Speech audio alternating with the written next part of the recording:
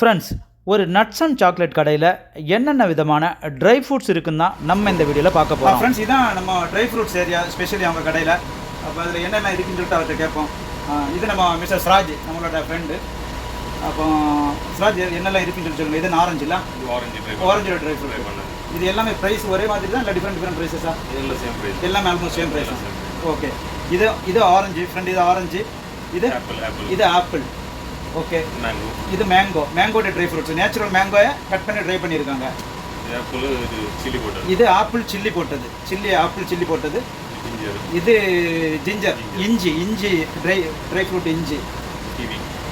இது கிவி பழம். இது மேங்கோட ஸ்லைஸ் தான் ட்ரை ஃப்ரூட்டு. இது செர்ரி பழம். இது ஸ்ட்ராபெரியோட ட்ரை ஃப்ரூட்டு.